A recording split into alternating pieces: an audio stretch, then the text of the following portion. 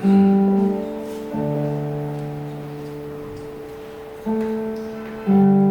이 예배의 자리에 나오신 여러분 모두를 진심으로 축복하고 환영합니다. 우리 이 시간 서로를 사랑하고 축복하며 예배의 자리로 나아갔으면 좋겠습니다.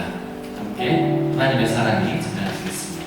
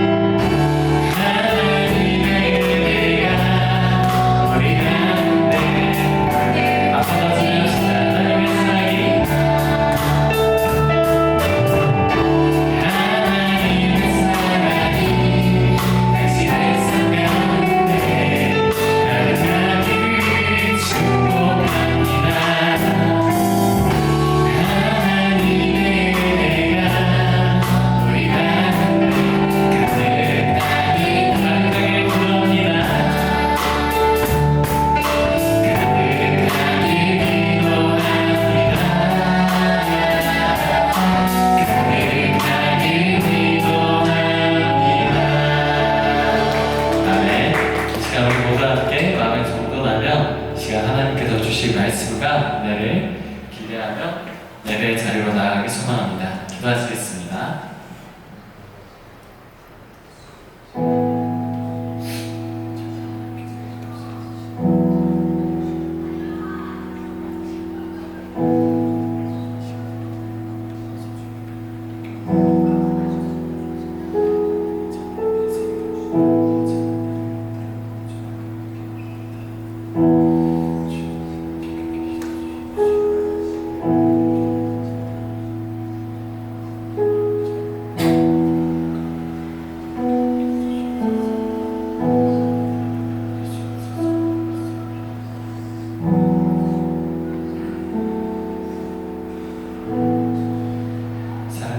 풍성하신 하나님 아버지, 오늘도 우리를 예배의 자리로 부르시고 청년 학생들과 함께 주님을 찬양하게 하시니 감사드립니다.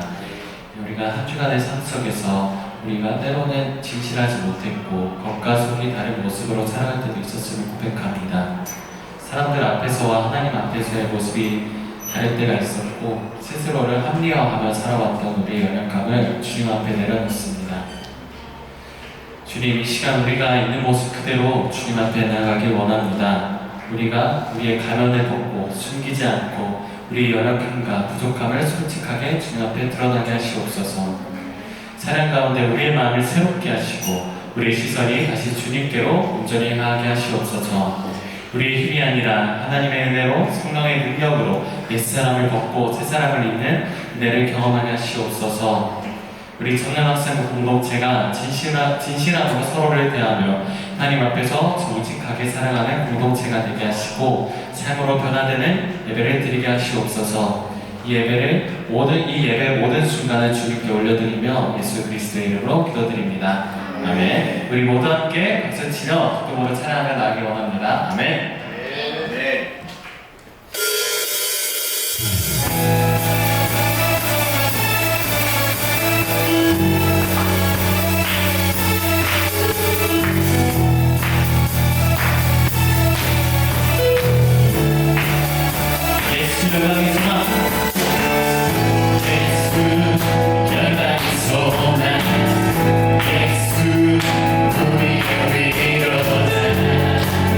주님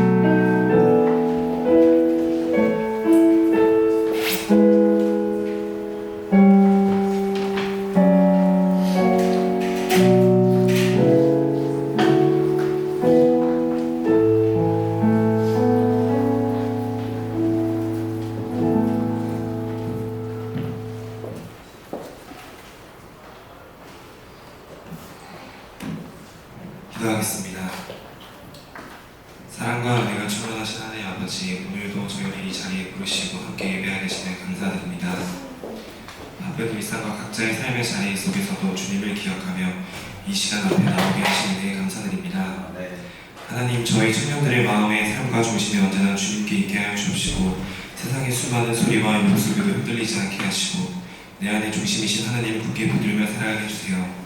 또한 저희 삶과 일상 속에서 그리스도의 향기를 나타내어 하여 주옵시고 말 한마디 작은 행동 하나에도 주님의 사랑이 드러나게 하시고 만나는 사람들에게 위로와 평안을 전하는 통로가 되게 하여 주시고 누구도 알아주지 않는 자리에서도 기쁨으로 섬기게 하여 주옵시서.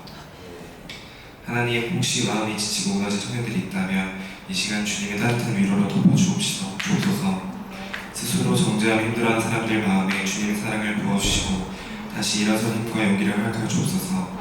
앞으로의 삶에 대해 고민과 불안 속에 있는 청년들에게도 함께하여 주셔서 우리의 길을 가장 선하게 인도하시는 하나님을 신뢰하게 하시고 조급함보다 믿음으로 한 걸음씩 나아가게 해주세요. 강도사님이 예배 가운데 말씀 전하실 때 우리의 마음 깊이 자리 잡게 하시고 우리의 삶이 변화되는 시간이 되게 해주세요. 모든 것을 주님께 맡겨드리며 살아계신 예수 그리스도의 이름으로 기도드립니다. 아멘.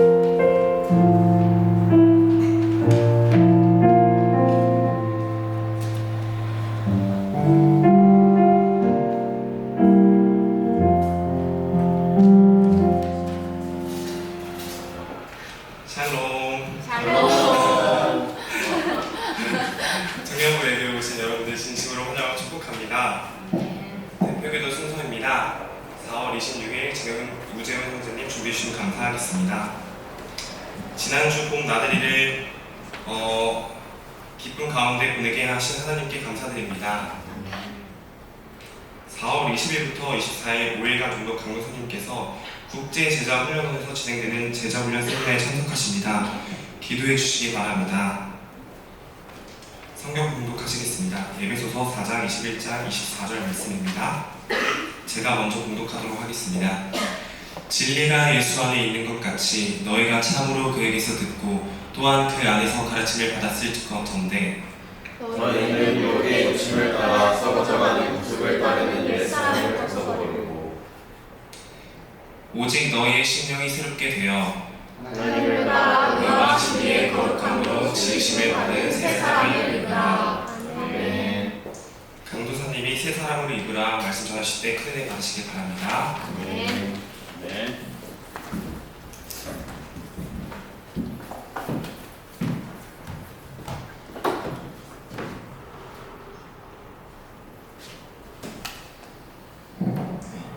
기도하겠습니다. 하나님 아버지 감사합니다. 오늘도 이 시간 우리를 사랑하셔서 또 주의 말씀을 듣게 하시니 감사드립니다. 이 시간 우리의 모든 마음을 내려놓고 겸손하게 하나님의 말씀을 듣게 하시고 이 말씀을 듣는 가운데 깨닫는 지혜를 더하여 주시사 우리가 정말 이전까지 살아왔던 모든 옛사람을 벗어버리고 새 사람으로 살아갈 수 있는 모두가 될 수 있도록 주님 역사하여 주시옵소서. 감사합니다. 이 모든 말씀 살아계신 예수님의 이름으로 기도드립니다. 아멘. 샬롬. 네, 반갑습니다. 잘 지내셨죠? 네, 지난주에는 봄을 맞이하여서 우리가 야외 예배를 드렸습니다. 참 좋았죠, 그렇죠? 네.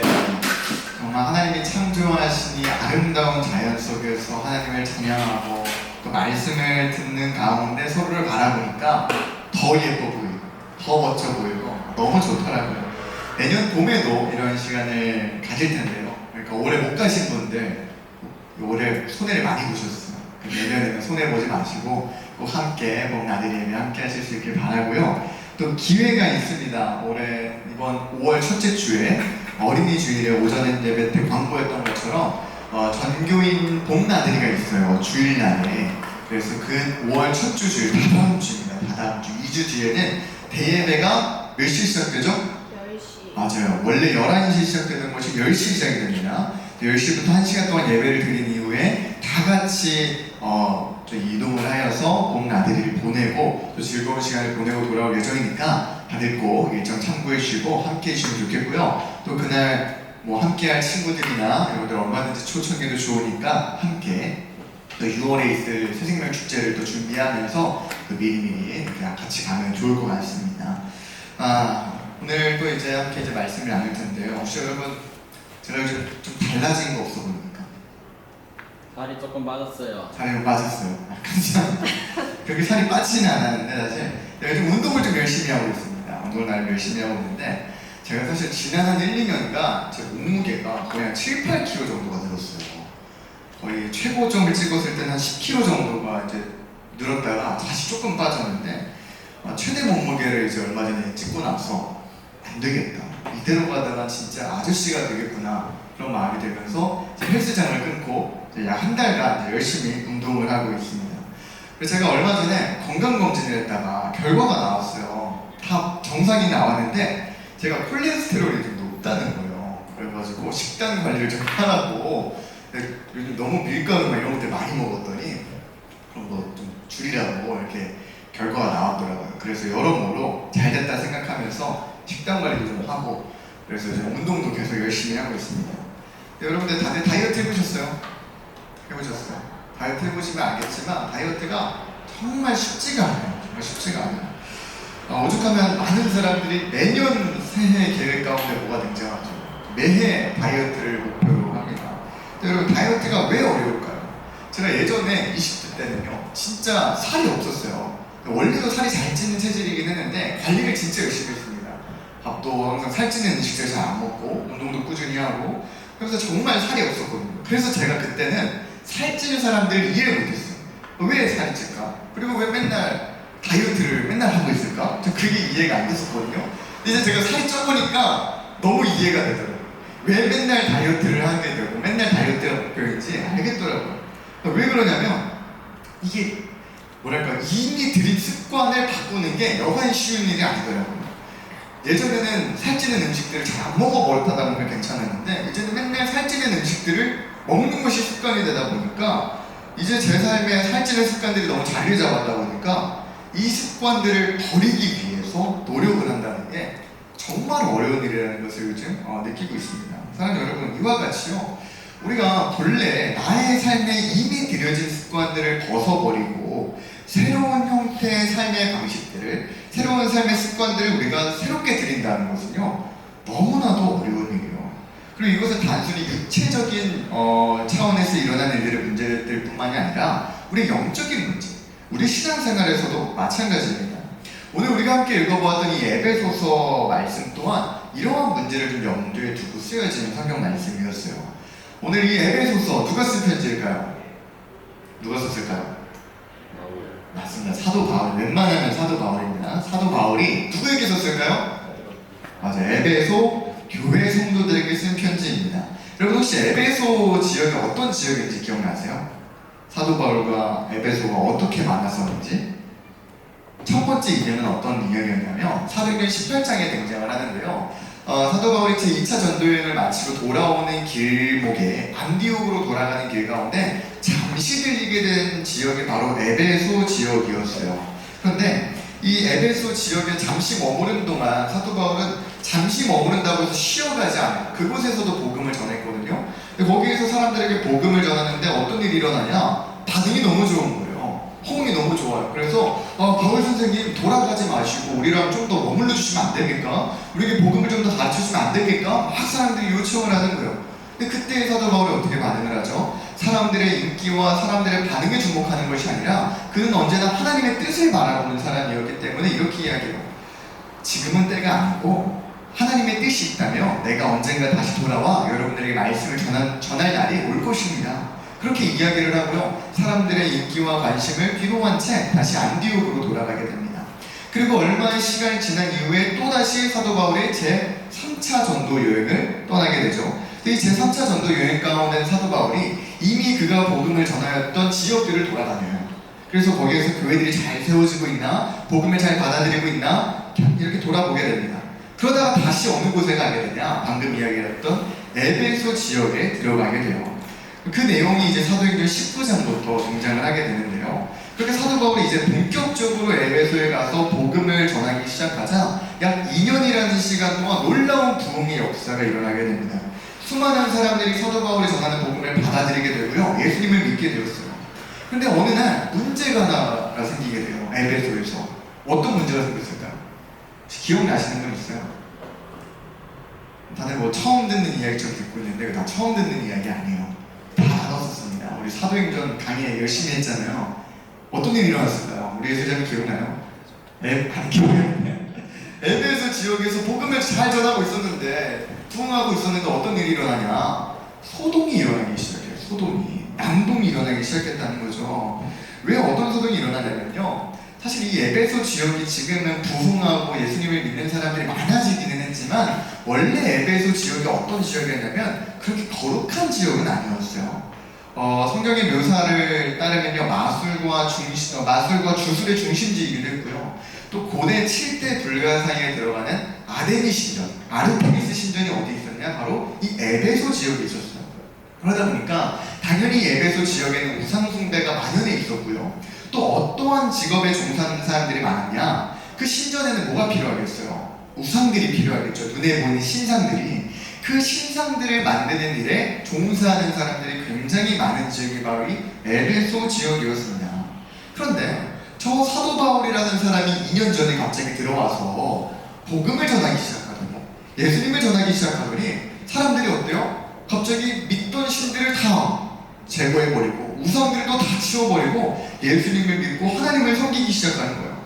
근데 또 문제가 있죠. 심지어 새로운 종교가 들어서게 된 것은 크게 문제가 없어요. 그 신상을 또 만들면 되니까요. 근데 문제가 뭐예요? 하나님이라는 신은 자기의 형상을 만들지 말라고 그랬다는 거예요. 어떠한 신상도 만들지 말라고 그랬다는 거죠. 그러니까 어떤 일이 생겨요? 이 에베소 지역에 크리스천들이 급증하게 되면서 이 신상 만드는 일에 그걸 원하는 사람들이, 그 신상을 필요로 하는 사람들이 점점 사라지기 시작했다는 거예요. 그래서 이 일에 종사하던 사람들의 수입이 어때요? 확 줄어들게 되는 거죠. 그러다 보니까 심지어 이 사도 바울의 영향력이 에베소에만 있는 게 아니잖아요. 지금 곳곳을 돌아다니면서 전 아시아 지역에서 이런 흐름들이 일어나고 있다 보니까 우리 이대로 가다가 큰일 납니다. 그래서 그 상인들이 다 같이 모여가지고 난동을 부리기 시작하는 거예요. 저 사도 바울을 죽이려고 했다는 것이죠. 자, 이게 바로 오늘 같이 읽어본 에베소서의 수신지였던 그 에베소 지역의 모습들이었습니다.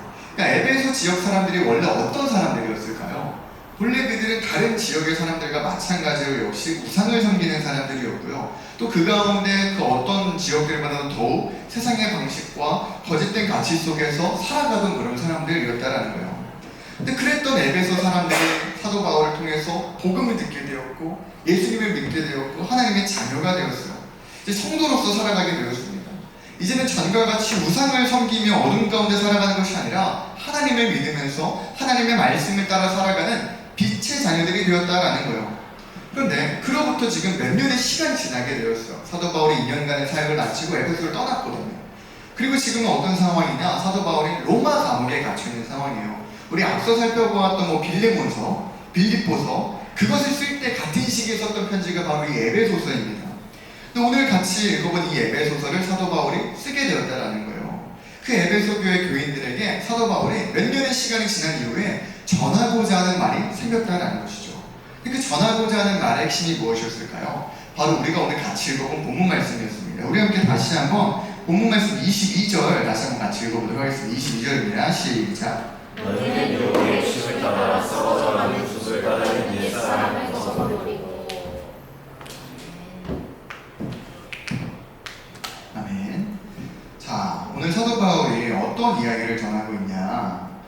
너희가 예수님을 믿기 이전에 너희에게 있었던 그 옛사람의 모습들, 그 습관들을 이제 벗어버려야 한다라고 이야기를 합니다. 근데 그 옛사람의 모습이 어떤 모습이라고 이야기를 하죠? 유혹의 욕심을 따라 썩어져가는 모든 삶의 방식들, 그러한 삶의 방식들이 이제는 벗어버려야 한다라고 이야기를 하는 거예요. 근데 앞서 17, 19절 말씀을 보면요, 사도 바울이 조금 더 그 모습을, 그 삶의 방식이 어떤 모습인지를 좀 자세하게 묘사를 하는데요. 한 번 더 같이 읽어보겠습니다. 시작. 그러므로 내가 이것을 말하며 주 안에서 증언하노니 이제부터 너희는 이방인을 이끌어 험한 것으로 행함같이 행하지 말라. 그들의 충명이 어두워지고 그들 가운데 있는 무지함과 그들의 마음이 굳어짐으로 말미암아 하나님의 생명에서 떠나이도다. 그들이 감각 없는 자가 되어 19절도 보여주세요. 다음에 있습니다. 네, 시작. 그들이 감각 없는 자가 되어 자신을 방탕에 방임하여 모든 더러운 것을 욕심으로 행하되. 아멘. 자, 이들이 예수님을 믿기 전에 그 옛사람의 모습으로 살아갔을 때는 어떤 삶을 살아갔다는 거죠? 다른 이방인들과 마찬가지로 그들의 마음에 하나님이 없기 때문에 총명이 어두워지고 무지하고 마음이 굳어져서 자기 자신의 삶을 언제나 방탕함에 방임하며 더러운 것을 욕심으로 행하며 살아갔다라는 거예요. 그저 욕망에 따라 움직이고 행하며 죄 가운데 살아갈 수밖에 없었던 모습이었다라는 것이죠. 그러니까 이제 너희는 그렇게 살라는 걸 살지 말라는 거예요. 그렇게 살면 안 된다고 얘기를 하는 거예요. 왜일까요? 20절 한번 읽어볼게요. 시작. 오직 너희는 그리스도를 그같이 배우지 아니하느니라. 아멘. 사도 바울이 오늘 에베소 교인들에게 얘들아 너네 옛사람의 모습 벗어버려야 돼. 이렇게 살아가서는 안 되라고 이야기하는 이유가 뭐예요? 내가 너희와 함께하며 너희에게 복음을 가르칠 때 나는 너희에게 그리스도를 그렇게 가르치지 않았다라는 거예요. 예수님을 믿게 된 사람이 과연 앞으로의 삶 가운데 어떻게 살아가야 하는지, 정말 예수님을 마음에 영접하여 하나님의 자녀가 된 사람이 살아가야 할 삶이 어떠한 삶인지 내가 너희에게 올바로 가르쳐 주었다라는 거예요. 사랑하는 여러분, 우리는 이 지점에서 오늘 한 가지 사실을 유추하게 됩니다. 그것은 바로 왜 사도 바울이 에베소 교회 성도들에게 이러한 편지를 쓰게 되었을까 하는 거예요.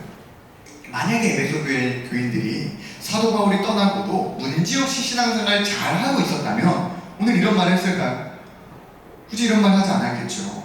그렇게 아마 에베소 교회 성도들 가운데 시간이 지나면서 좀 신앙에 문제가 생기기 시작했던 것 같아요. 어떤 문제죠? 그들의 삶이 다시 이전과 같이, 예수님을 믿기 이전과 같이 돌아가기 시작했다는 거예요.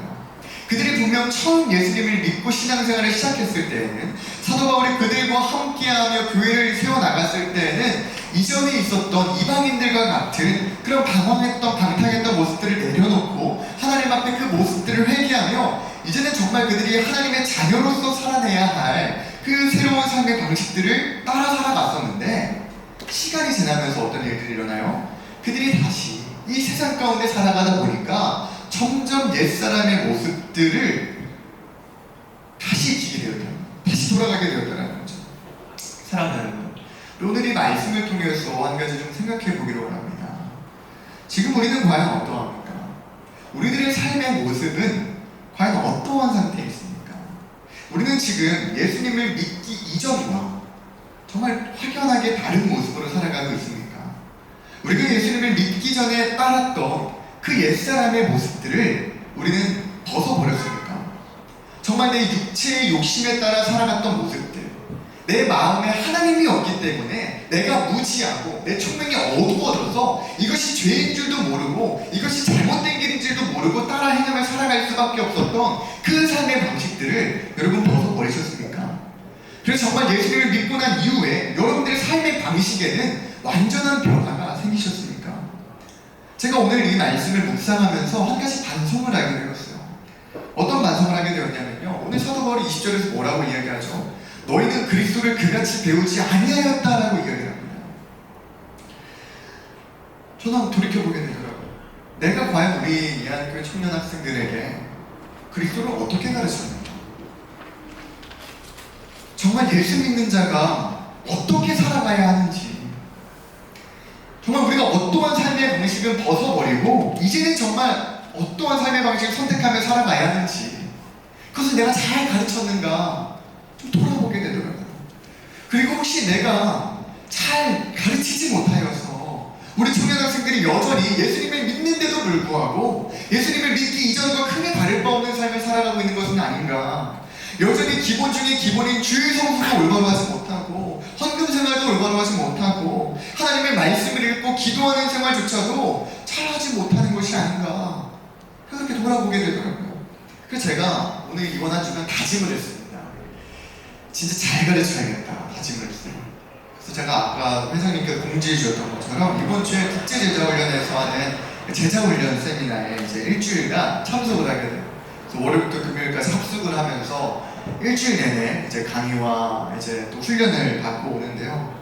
제가 정말 결단을 가지고 들어갑니다. 정말 잘 배워와서 우리 예안의 청년 학생들이 정말 예수님을 따랐던 수많은 무리들 중에 하나와 같은 사람들이 아니라 정말 예수님으로 인하여서 내 삶이 변화되고 내 삶 가운데 능력이 나타났던 그 제자들로 거듭날 수 있도록 정말 열심히 노력을 좀 해보려고 합니다. 잘 다녀올 수 있도록 기도를 해주시면 좋을 것 같아요.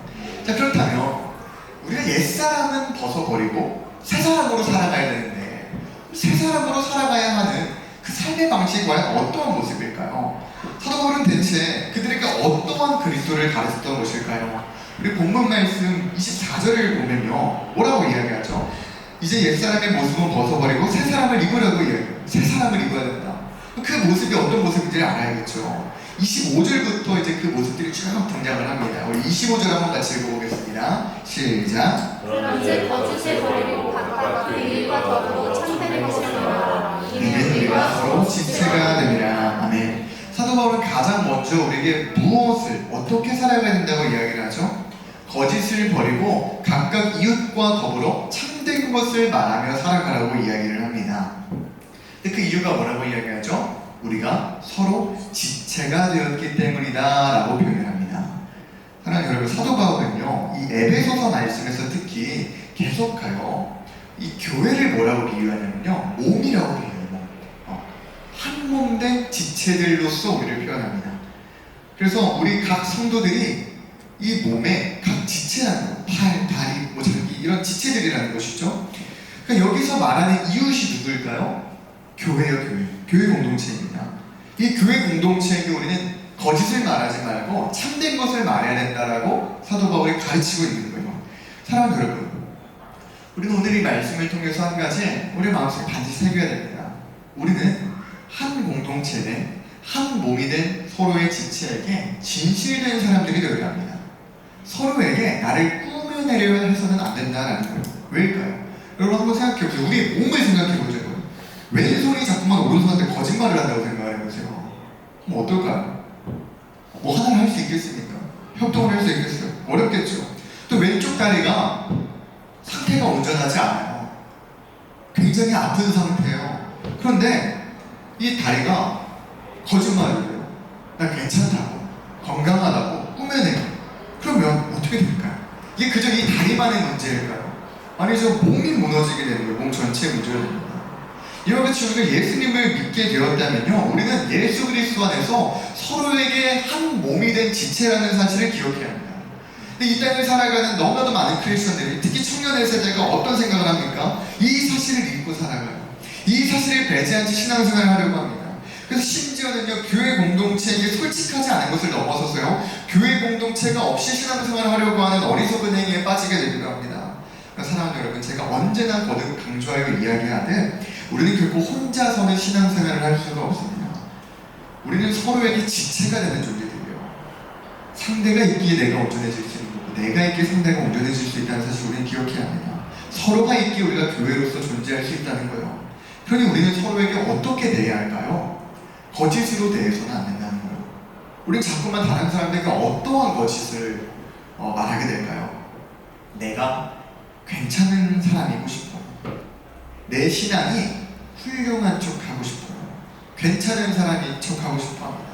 물론 우리가 더 좋은 사람이 되기 위해서 노력하는 것은 좋아요. 그러나 억지로 나를 꾸며내고 포장하려 해서는 안 된다는 거예요. 왜일까요? 교회는 그런 곳이 아니기 때문에. 교회는 내가 괜찮은 사람인 척하려고 오는 것이 아니라 정말 괜찮은 사람이 되기 위해 오는 거예요. 그리고 이를 위해서 우리는 어떻게 해야 될까요? 서로에게 거짓을 말하는 것이 아니라 솔직해야 된다. 진실해야 된다. 야고보서 5장 16절은요, 우리에게 이렇게 이야기하기도 합니다. 한번 해볼까요? 시작. 그러므로 너희 죄를 서로 고백하며 병이 낫기를 위하여 서로 기도하라. 의인의 간구는 역사하는 힘이 크니라. 아멘. 서로에게 무엇을 하라고 지금 이야기를 하죠? 우리의 죄를 고백하라고 이야기합니다. 그리고 서로의 병이 낫기 위해 기도하라고 이야기해요. 사랑하는 여러분, 이것이 바로 교회의 모습입니다. 내가 거룩한 척, 믿음이 좋은 척, 괜찮은 척 하러 오는 것이 아니라 내 연약함을 서로에게 솔직하게 고백하는 거예요. 우리 항상 나눔 시간 갖지 않습니까? 그 나눔 시간 가운데 내가 얼마나 믿음이 괜찮은 척 하는 것이 아니라 나의 연약함과 나의 어려움을 솔직하게 고백하는 자리가 되야 된다는 거예요. 내가 한 주간 지난주 이 말씀을 붙들고 하나님의 자녀로서 믿음으로 살아가고 싶었는데 그게 잘 안 된다.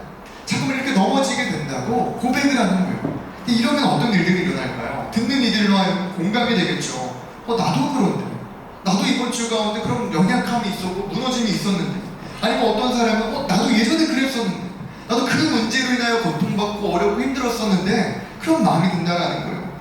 그러니까 또 어떤 일이 일어나요? 그런 서로의 연약함을 위해서 더욱 기도해주게 되고, 또 서로를 권면해주며 포기하지 말고 우리 정말 하나님의 자녀로서 같이 노력하면서 나아가 보자고, 나도 그런 어려움을 겪었었는데 내가 그걸 이겨내고 이제 정말 이렇게 살아가게 되었다라고 서로를 권면하고 이끌어줄 수 있는 공동체가 될 수 있다는 것이죠. 사랑하는 여러분, 제가 한 가지 여러분들에게 부탁하고 싶은 것은요, 내 신앙이 괜찮은 척하지 않으셨으면 좋겠어요. 내 신앙이 문제가 없는 척하지 않으셨으면 좋겠어요. 여러분들 모든 상처가 그렇듯이 우리 영혼의 문제도요, 문제가 있는데 내버려두면 얼마나 터져요. 언젠가 문제가 크게 일어납니다. 만약에 우리의 삶 가운데 어려움이 있어요, 우리 신앙에 어려움이 있어요, 그럼 솔직하게 고백해야 돼요. 공동체에게 고백하기 어렵다면 저한테라도 이야기하셔야 돼요. 제가 언제나 그래서 여러분들한테 강조하는 게 있어요. 혹시 봉사하거나 섬기거나 어려운 일이 있으면 솔직하게 이야기해달라고. 이야기 나눠보고 상담해보고 다시 한번 조정해보자고 그렇게 이야기를 합니다. 왜냐하면 우리의 삶의 문제들을, 우리의 신앙의 문제들을 내가 홀로 그냥 끌어안고 있으면서 괜찮은 척하면요, 우리는 반드시 병들게 됩니다. 우리 교회 공동체에서만큼은요, 서로 한 지체된, 한 몸이 된 자들임을 기억하면서 어떻게 해야 돼요? 솔직해야 된다. 그리고 솔직하게 고백하는 이들을 정죄하고 판단하는 것이 아니라 함께 아파하고 함께 슬퍼하며 서로를 위해 기도해주고 정말 서로가 하나님께로 나아갈 수 있도록 이끌어주는 그런 공동체가 되어야 할 줄 믿습니다.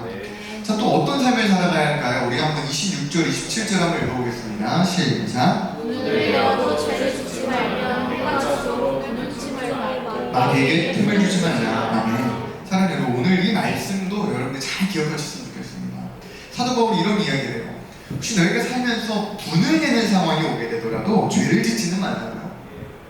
그리고 분을 품게 되더라도 해가 지도록 그 분을 품지는 말라고 이야기합니다. 이 말은 무슨 뜻일까요? 우리가 살면서 때로 갖게 되는 이 분노의 감정 자체가 죄는 아닐 수 있어요. 그 자체가 잘못은 아닐 수 있습니다.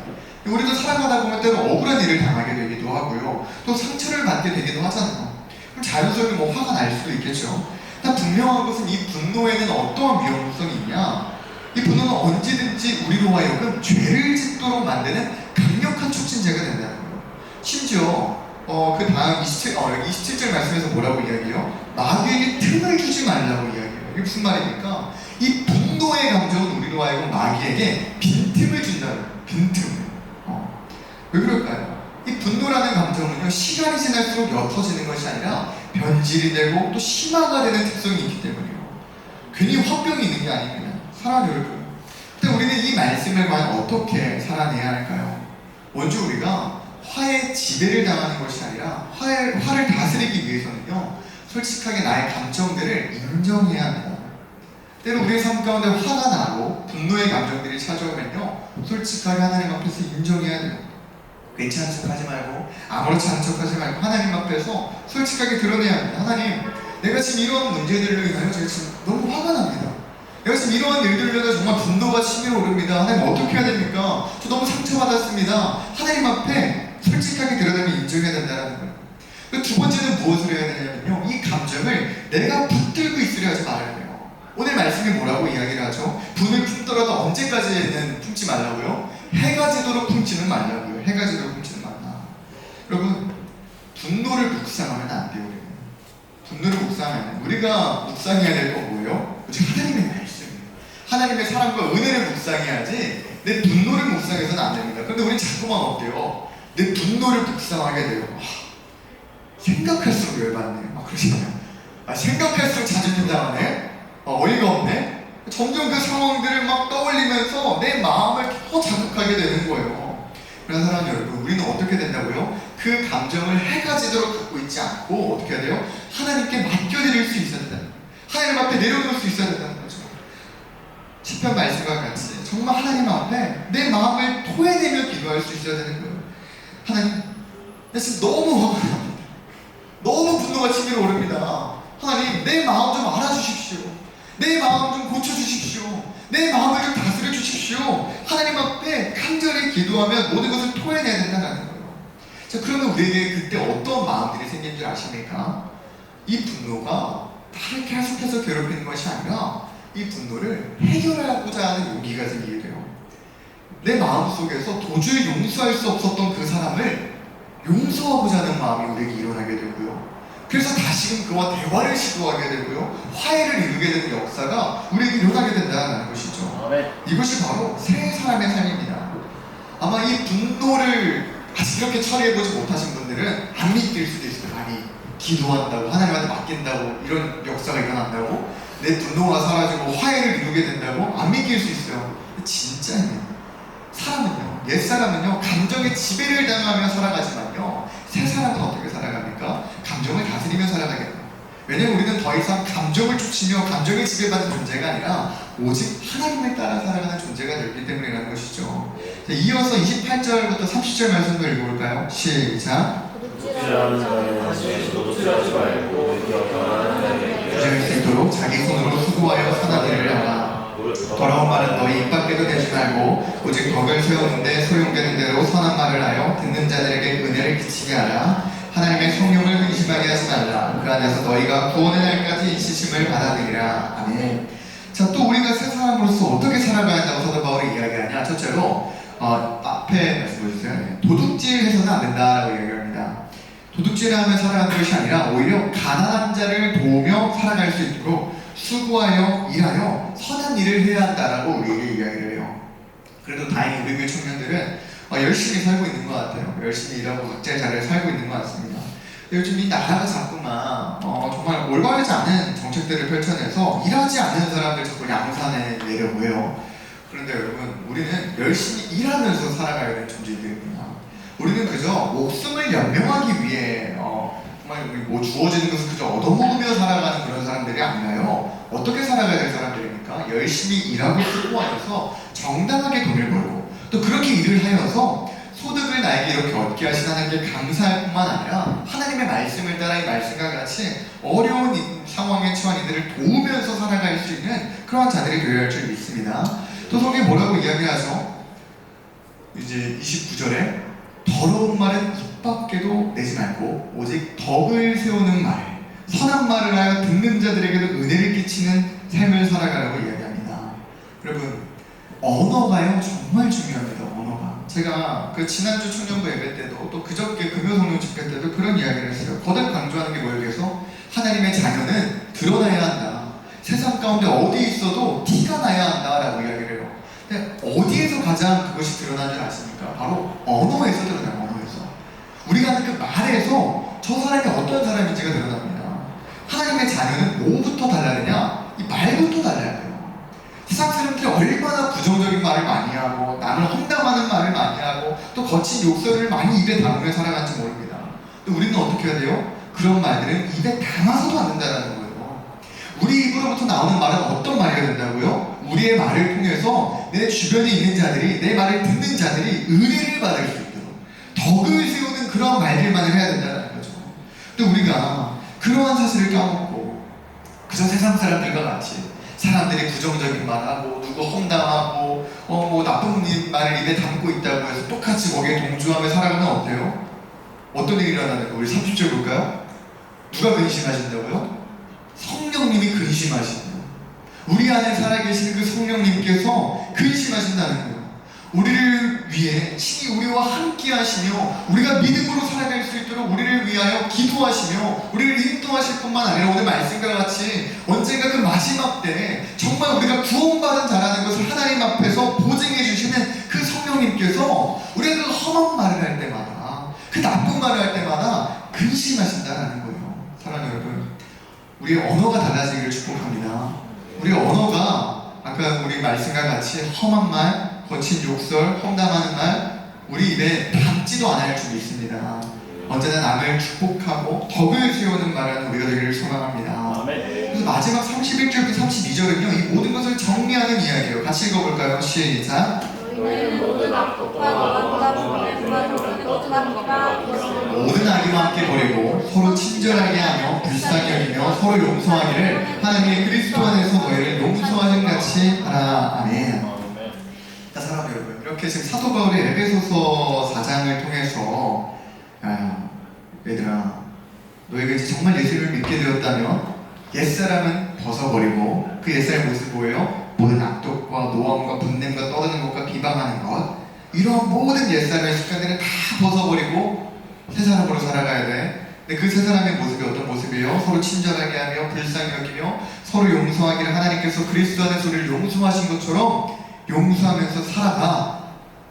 예수님께서 말씀하신 것처럼 7번에 70번까지도 용서하는 그런 삶을 살아가 하고 이야기하는 거예요. 자, 여러분 어때요? 그렇게 살 수 있으시죠? 그렇게 살 수 있으시죠? 자신감이 생기십니까? 아, 그렇게 살 수 있겠다. 정말 그렇게 자신감이 생기신다면 응원합니다. 네, 파이팅이에요. 그런데 우리가 지금까지 살아와서 알겠지만 쉽지 않아요. 쉽지 않아요. 누군가 나한테 상처를 주었어요. 나를 힘들게 했어요. 나를 무너뜨렸어요. 근데 그 사람을 7번에 70번까지 490번 용서하는 것이 쉽습니까? 끝도 없이 용서하는 것이 쉬운 일입니까? 오늘 우리가 지금 살펴본 것과 같이 세 사람의 이러한 삶의 모든 방식들을 오직 하나님의 말씀을 따라 살아가는 것이 우리의 모든 삶이 되는 것이 쉽습니까? 안 쉬워요. 우리는 잘 알고 있습니다. 말은 쉬울 수 있지만, 아니 말도 어렵기는 하지만 이것을 우리의 삶을 실제로 살아낸다는 것은 더욱 어려운 일이라는 것이죠. 그리고 어쩌면 사실 이 모든 것은 불가능에 가까울지도 모르겠습니다. 그러다 보니까 오늘 저는 이 설교 말씀을 들으면서 다행히 우리 또 청년들 믿음이 좋아져가지고 아멘 그렇게 살아내겠습니다 했지만, 저도 혹시 여러분들의 마음 가운데 그런 생각이 들어도 이해가 되겠더라고요. 야, 그래 진짜 맞는 말이야. 하나님의 자녀라면 그렇게 살아야지. 근데 나는 못하겠다. 그런 마음이 들 수 있다는 거예요. 그렇게 살아야 하는 건 알겠는데 나는 못해. 그런 마음이 들 수 있다는 거죠. 사랑하는 그렇게 우리는 오늘 이 말씀을 이 지점에서 반드시 기억해야 하는 사실이 있습니다. 오늘 본문 말씀 23절, 24절인데요. 다시 한번 어떤 의미인지를 좀 생각하면서 읽어보도록 하겠습니다. 시작. 오직 너희의 심령이 새롭게 되어 하나님을 따라 이와 진리의 거룩함으로 지으심을 받은 새 사람을 입으라. 아멘. 사랑하는 여러분, 우리는 이 말씀을 잘 주목해 보아야 합니다. 왜냐하면 사도 바울이 오늘 우리에게 무엇이라고 말하고 이야기하냐면요, 얘들아 너희 새 사람이 되어야 한다 라고 이야기하지 않고 있다는 거예요. 뭐라고 이야기하죠? 오늘 설교의 제목도 뭐라고 했어요? 새 사람을 입으라 했어요. 오직 너희의 심령이 새롭게 되어 하나님을 따라 의와 진리의 거룩함으로 지으심을 받은 새 사람을 입으라고 말하고 있다는 거예요.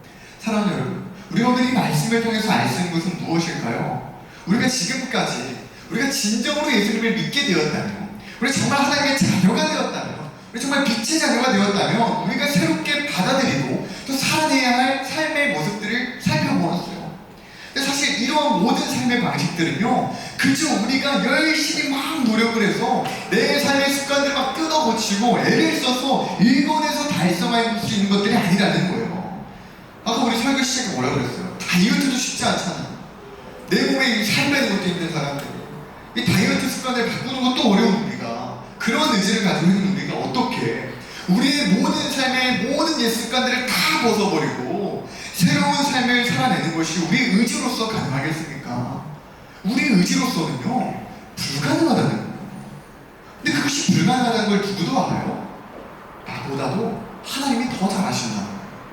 우리가 얼마나 연약하고 부족한지 하나님은 다 알고 계세요. 그래서 하나님께서는요, 우리가 진정 예수를 믿게 되었다면 어떻게 하세요? 우리가 그렇게 살 수밖에 없도록, 하나님을 따라 의와 진리의 거룩함으로 살 수밖에 없도록 하나님의 능력으로 말미암아 우리를 이미 그렇게 재창조하셨다는 거예요. 재창조. 뿐만 아니라 우리가 그렇게 살아갈 수 있도록 길과 능력까지도 마련해 주셨다는 것이죠. 그래서 우리는 뭘 하기만 하면 될까요? 하나님께서 지으신 그 새 사람을 입기만 하면 된다는 거예요. 입기만 하면 된다. 그럼 이제 또 한 가지 의문이 생기죠. 대체 어떻게 입는 건데요? 새 사람으로 옷도 아니고 어떻게 입는 거예요? 그런 의문들이 우리에게 생기죠. 자, 여러분, 이 새 사람이라는 것을 과연 어떻게 입을 수 있을까요? 이에 대한 여러 가지 해석들이 있을 수 있겠지만요, 우리가 정말 새 사람을 입기 위해서는요, 가장 먼저 무엇을 해야 되냐? 하나님께서 예수 믿고 구원받은 나를 정말 새 사람으로 재창조하셨다는 이 사실을 우리가 받아들이고 믿어야 합니다. 진정으로 믿어야 돼요. 이전까지는 내가 옛사람의 구습을 따라 살아갈 수밖에 없었던 존재였지만, 이제는 내가 예수 그리스도를 믿고 구원을 받아 하나님의 자녀가 되었고 새로운 피조물이 되어서 이제는 정말 새 사람의 삶의 방식대로 살아갈 수 있는 능력을 지니게 된 존재로 변화되었다는 이 사실을 우리가 진정으로 믿고 받아들여야 됩니다. 믿으십니까?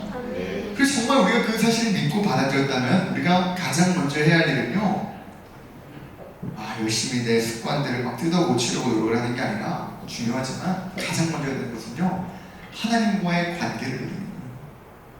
우리가 하나님의 자녀가 되었을 때 가장 큰 변화가 뭘까요? 우리가 예수님을 믿고 하나님의 자녀가 되었어요. 우리의 삶에 일어난 가장 큰 변화가 뭘까요?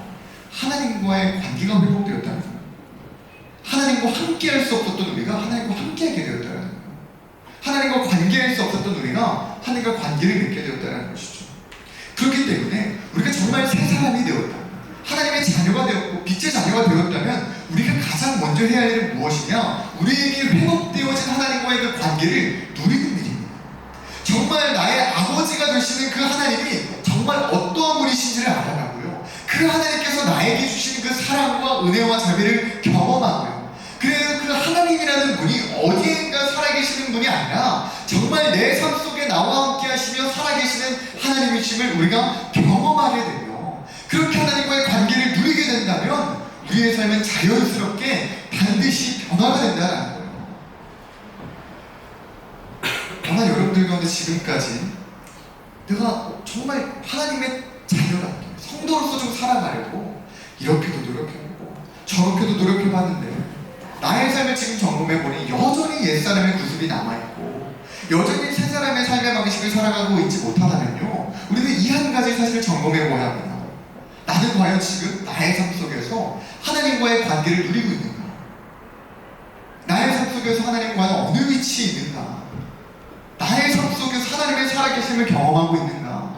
그 하나님의 사랑과 은혜와 자비를 내가 경험하고 있는가? 우리는 이것을 반드시 점검해봐야 된다는 거예요. 그렇지 않은 채, 이런 하나님과의 관계는 전혀 누리지 못한 채 그저 어떤 인간적인 노력으로 내 삶을 바꾸려고만 하고 있지는 않은가? 점검해볼 수 있어야 된다는 것이죠. 그렇게 우리가 정말로 내가 새 사람이 되었다는 그 사실을 믿고 받아들이며 정말 나의 삶 속에서 하나님과의 관계를 누리는 가운데 오늘 우리가 배운 이 새 사람의 삶의 방식을 살아내기 위해 노력하고 기도하며 살아간다면 우리의 삶에는 반드시 변화가 일어나게 된다는 거예요. 오늘 사도 바울의 가르침과 같이 어느새 어떤 일이 일어나요? 모든 악독과 노함과 분냄과 떠드는 것과 비방하는 것은 모든 악의와 함께 버리게 되고 이제는 서로 친절하게 하며 불쌍히 여기며 서로 용서하기를 하나님께서 우리에게 용서하신 것처럼 하게 되는 그러한 삶이 우리의 삶이 되는 줄 믿으시기 바랍니다. 사랑하는 여러분, 이제 말씀 맺고자 합니다.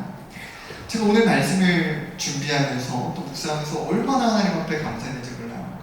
만약에 하나님께서 우리에게 야, 새 사람 되라, 너 이제 예수 믿고 내가 너한테 놀라운 은혜 줬잖아, 야, 너 구원해 줬잖아, 그럼 이제 그 은혜에 맞게 잘 살아라, 이렇게 이야기를 했더라면 우리가 얼마나 낙심 가운데 평생 거하겠습니까? 끊임없이 넘어지고 끊임없이 실패하는 나의 모습들을 바라보면서 얼마나 무너지겠어요. 우리의 힘으로는요 불가능한 일입니다. 여러분들의 마음을 솔직하게 한번 돌아보세요. 그 모든 거짓된 모습들을 완전히 끊어낼 자신이 있으십니까? 그 모든 분노를 완벽하게 다스릴 자신이 있으십니까? 끝까지 용서하며 살아갈 자신이 있으십니까? 그런 자신이 우리에게는 없다는 거예요. 그러니까 성경은 우리에게 무엇이라고 이야기합니까? 너희가 노력해서 그런 일들을 이루라고 하는 것이 아니라 하나님께서 이미 우리 안에 그 착한 일을 시작하셨다는 거예요. 그 새 일을 이루기 시작하셨다는 것이죠. 그래서 사랑하는 여러분, 반드시 기억하시기 바랍니다. 우리의 삶의 변화를 위해서 우리가 가장 먼저 붙들어야 하는 것은요, 나의 어떠한 결심과 나의 의지가 아닙니다. 우리가 붙들어야 하는 것은 하나님의 은혜, 정말 하나님께서 나를 새롭게 재창조하신다는 그 사실을 우리는 믿어야만 합니다. 그리고 우리는 결단해야 합니다. 더 열심히 더 어떻게 내가 뜯어고칠까가 아니라 우리의 삶 속에서 하나님과의 관계를 누려야만 합니다. 정말 하나님께서 나의 삶 속에 나와 함께 하시며 나를 사랑하시고 나에게 끝없는 은혜와 자비를 더하시는 그 분이심을 우리의 관계 속에 누려야 돼요. 여러분 한번 생각해보세요. 이번 한 주 가운데 그 관계를 누리셨습니까? 하나님 때문에 내가 오늘 하루 살았고, 하나님 때문에 내가 오늘 행복했으며, 하나님 때문에 내가 오늘 위로받았고, 하나님 때문에 내가 즐거웠던 그 관계의 누림을 여러분들 누리셨습니까? 이게 없는 채로 신앙생활을 하려고 하면요, 이 신앙생활이 우리에게 얼마나 노력이 되는지 몰라요. 또다시 우리의 발목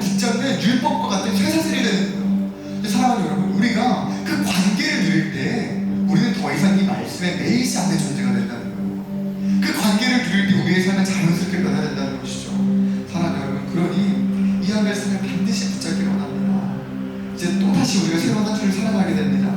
이 한 주간도 여러분들 무엇을 붙잡으며 살아가시겠습니까?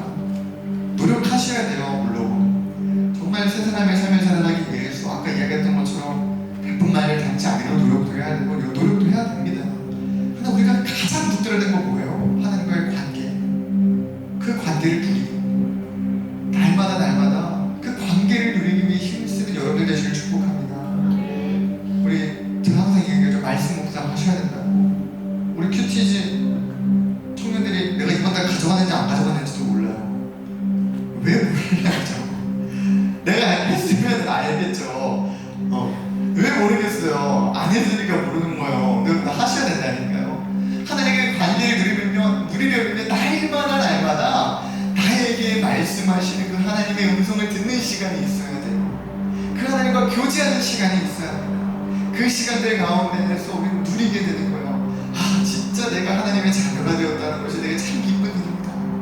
정말 내가 하나님의 자녀가 되었다는 것이 내 삶에 정말 강력한 도리구나. 이걸 우리가 누리면서 살아가게 된다는 것이죠. 사랑하는 여러분, 그러니까 어떻게 하셔야 돼요? 제가 올해 내내 이야기할 거예요.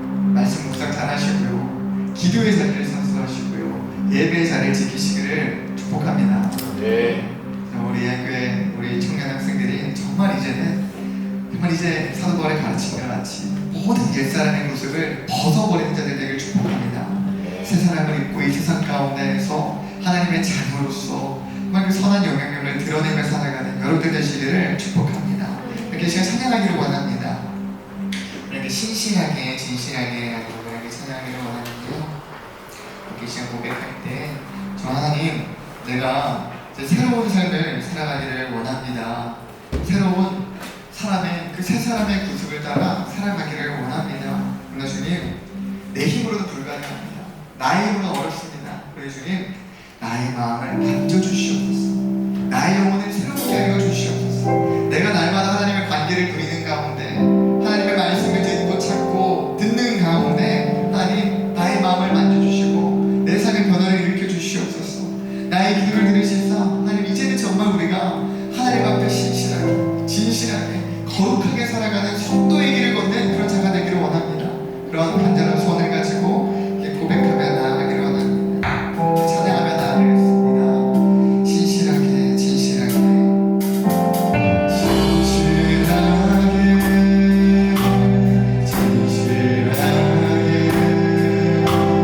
거룩하게 살게 하소서.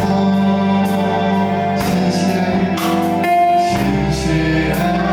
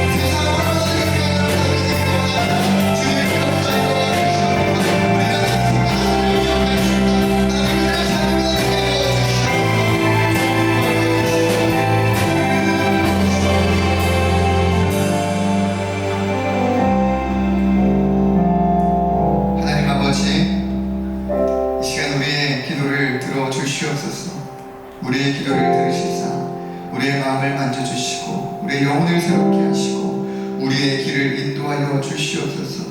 하나님, 우리가 정말 이제는 하나님의 자녀로서 정말 예수 그리스도 안에서 새로운 피조물로 재창조가 된 자들로서 우리의 삶이 변화되기를 간절히 소망합니다.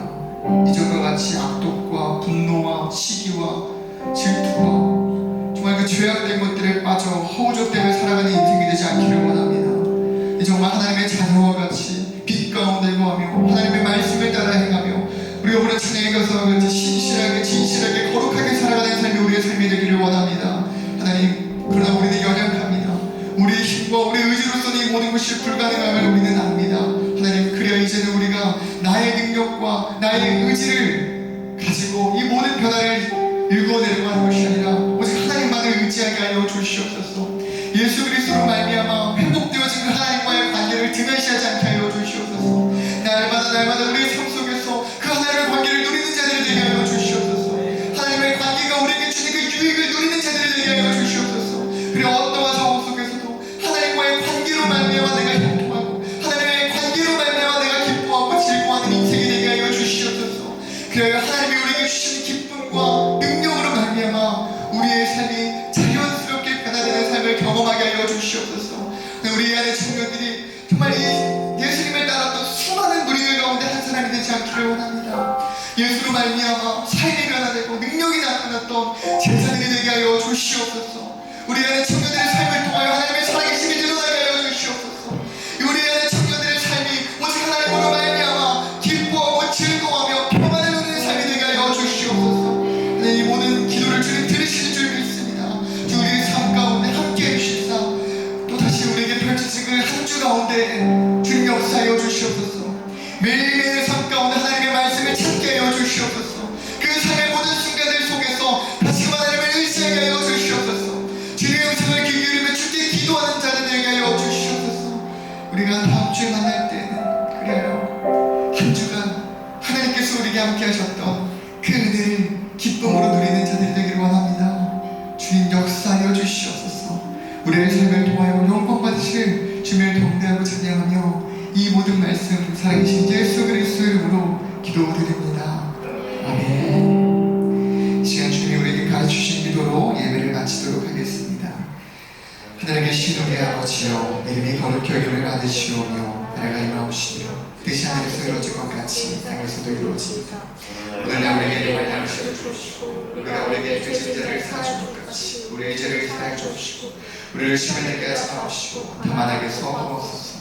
내게 나라와 권세 영광이 아버지께 영원히 있사옵나이다. 아멘.